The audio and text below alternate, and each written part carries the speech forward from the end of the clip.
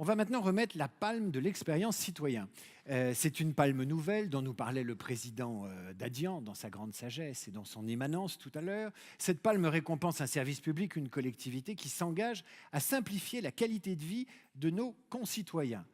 Elle s'organise autour de valeurs fortes, l'écoute du citoyen, l'innovation, la confiance, la transparence, l'accessibilité et la simplicité au travers d'une expérience client qui peut être menée sur un service public, sur une collectivité entière, sur une région, un département, une commune, j'en passe, et des meilleurs.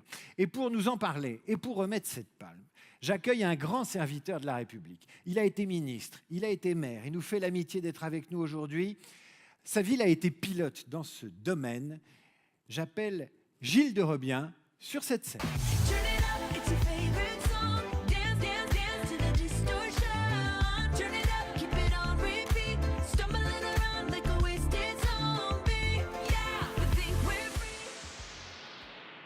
C'est vrai qu'il y a un blanc, mais je sais que vous finirez par arriver, Gilles de Rebien, car j'ai confiance dans mon pays et en vous.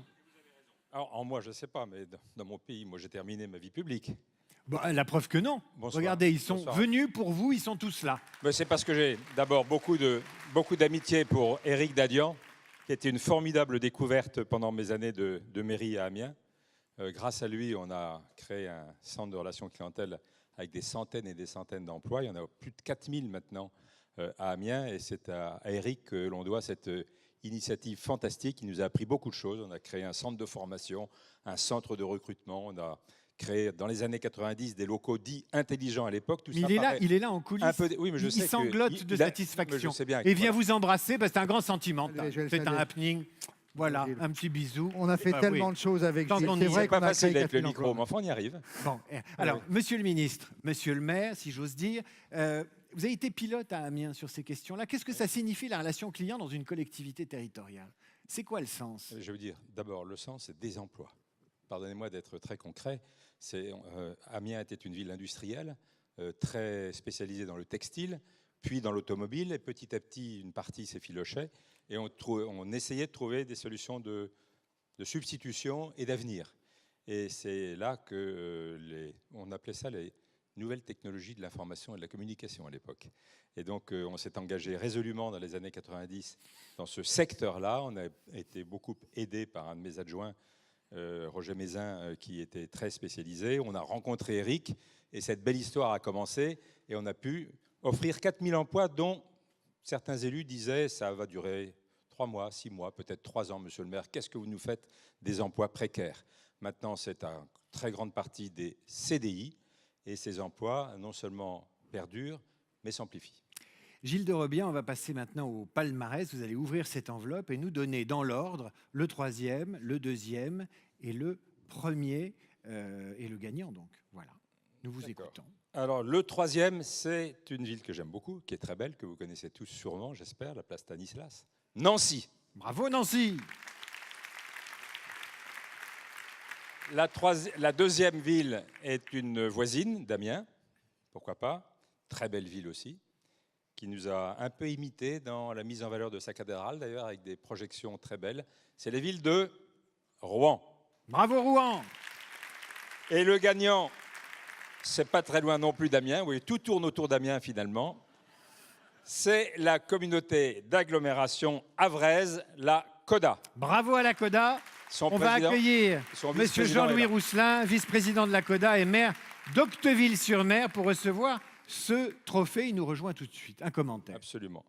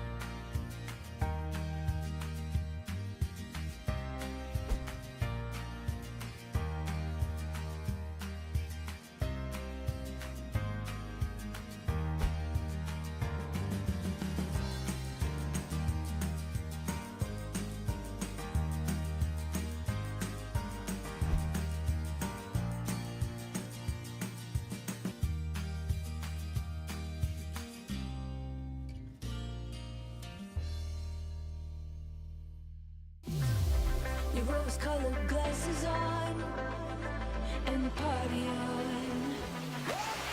Turn it up, it's your favorite song. Dance, dance, dance to the distortion. Turn it up, keep it on. Et bienvenue à Monsieur Rousselin, maire d'Octeville, président, vice-président de la CODA, et qui est le lauréat de cette palme, cette première palme de la relation client-citoyen. Rapprochez-vous, venez au centre, venez au centre. Alors, pendant que vous posez pour la photo avec Jean-Claude, qui est cet homme là-bas, suspect avec son gros téléobjectif, je vais vous lire le commentaire du jury. Faites une belle photo avec Gilles de Robien. La communauté d'agglomération avraise, nous dit le jury, est la première collectivité à remporter la palme de l'expérience client pour sa politique publique à l'écoute et au service des habitants. Aujourd'hui, les citoyens attendent les mêmes services de la part d'une ville que d'une marque, des applications qui marchent, des services agiles, un territoire vertueux en matière d'environnement. Je me permettrai d'ajouter une baisse des impôts locaux. Mais enfin bon, ça, on n'y pense pas toujours. Voilà. La photo est réussie. J'en étais sûr. Messieurs, rejoignez-moi ici. Jean-Louis Rousselin, félicitations. Vous avez mis en place une douzaine de mesures dans le sens de cette relation client. Il y a un plan vélo, il y a Ambition Zéro Gâchis, Ariane pour simplifier les démarches administratives. Vous avez une opération qui s'appelle Amis des aînés. Une question, c'est quoi un citoyen qui est aussi client? Est-ce qu'un citoyen peut être également client? Avant, on disait un usager. Alors, avant de répondre à votre question, d'abord, je dois vous remercier, l'Association française de relations clients, de nous avoir choisi, d'autant plus que je pense que c'est la première fois, je viens de l'entendre, qu'une collectivité était retenue pour un tel prix, une telle palme. Et il y avait de la concurrence. C'est pas un prix la concurrence, comme ça. en fait, oui. Puis j'ai vu qu'on était en bonne compagnie. Bon, je ne vous cache pas que le fait d'être un petit peu devant Rouen, dans la petite rivalité qui nous oppose, nous intéresse assez. Non, plus sérieusement... Plus sérieusement, on est très heureux d'être avec Rouen dans cette dynamique normande qui se met en place et qui est importante. Alors, pour nous, ce prix, et ce n'est pas de la dialectique ou de la sémantique, on est très heureux et honoré de le recevoir parce que c'est une question un peu existentialiste pour nous. On part de très très loin dans la notoriété de notre ville, qui effectivement, comme Amiens, est une ville très industrielle, et on le revendique. L'industrie, c'est pas une injure pour nous, bien au contraire. On est un port très dynamique et qu'elle va en poupe en quelque sorte, avec une zone industrielle, mais on est aussi beaucoup d'autres choses que ça. Et on avait tendance à retenir que cet aspect de façon dénaturée. C'est aussi une ville qui accueille 140 paquebots de croisière, Le Havre, et qui souffrait de cette, alors à l'extérieur d'un manque de notoriété, mais aussi en interne. Et un des maires de l'époque, vous avez bien connu, Antoine Ruffnac, a eu l'idée de créer un électrochoc. L'électrochoc, ça a été de vouloir inscrire ce patrimoine reconstruit que vous connaissez bien, monsieur le ministre, parce qu'à Amiens, Auguste Perret a aussi réalisé des bâtis. Et donc Le Havre, ville totalement détruite par la guerre, donc la Seconde Guerre mondiale, a été reconstruite en partie par Auguste Perret. Et l'idée d'Antoine Ruffnac, alors on l'a regardé un petit peu de travers, ou avec beaucoup de scepticisme, il est vrai, à ce moment-là, a été de vouloir inscrire cette... je vais poser... Non, peut-être pas le... C'est lourd, hein, donnez-le-moi. C'est un peu lourd. C'est vrai que c'est lourd. Je vous tiens le micro. Non, c'est bon. Donc, il a été de vouloir inscrire cette ville au patrimoine. Contre toute attente, il y a réussi. Et ça a permis aux Havrais de considérer vraiment leur ville comme d'une autre façon. Un organisme aussi prestigieux que l'UNESCO reconnaissait cette valeur patrimoniale. C'était vraiment l'électrochoc qu'il fallait pour reconsidérer et améliorer cette image défaillante. Et à partir de ce moment-là, Le Havre a offert un premier ministre à la France. Pour vous dire, oui, il y a eu aussi ça. C'était un deuxième. Il y a eu les 500 ans du Havre aussi qu'on marqué. Ville relativement récente. 500 ans, c'est une ville récente. La communauté d'agglomération, c'est que 20 ans. Il y a eu en plus au même moment de 500 ans, effectivement, il y a eu Antoine Ruffnac et puis un maire qui lui a succédé que vous commencez à connaître un petit peu maintenant, c'est Édouard P. Édouard P, voilà. Là, on ne va pas le citer. Et puis après, il y a maintenant Luc Lemonnier qui prend la suite. Mais tout ça participe, et ce prix que vous nous accordez participe aussi à cette requalification, reconnaissance en interne et à l'extérieur des qualités de ce qu'on sait bien faire. Alors, pour répondre à votre question, effectivement, le citoyen est au cœur de toutes nos politiques qui ne sont parfois pas très sexy. Parler de déchets, nous, on ne parle plus de déchets, par exemple. Dans l'économie circulaire, on a créé des centres de recyclage, des recycleries. Et quand on arrive, on a besoin du citoyen. Mais quand vous voyez une peau de banane, vous dites quoi ? quoi? Oui. C'est quoi? Je dis que c'est une peau de banane, effectivement. D'accord, vous dites Non, pas que non, c'est un pour tout le déchet. monde, j'évite de D'accord, marcher ok. dessus. Très bien, non, voilà, mais c'est mais, assez habile. Oui, oui. Non, mais voilà, on a besoin du citoyen parce que le citoyen, c'est lui qui va t'amener dans sa démarche citoyenne à mettre le bon déchet au bon endroit. C'est le couvercle jaune ou le couvercle de telle couleur. C'est lui qui, et ça peut ne se faire qu'avec beaucoup de pédagogie, une certaine éducation, et ça peut se faire qu'à partir d'une relation clientèle qui soit de qualité et qui soit à l'écoute de nos concitoyens. Le deuxième aspect, c'est qu'effectivement, le citoyen, mais on le sait tous en étant élu, c'est que c'est lui qui, tous les 5 ou 6 ans, glisse un petit bulletin dans une certaine urne et qui peut vous dire bonjour, au revoir, on vous a assez vu parce que vous n'avez pas été capable de mener des politiques publiques à la hauteur de nos espérances. C'est le risque du métier. Bravo. Jean-Louis Rousselin.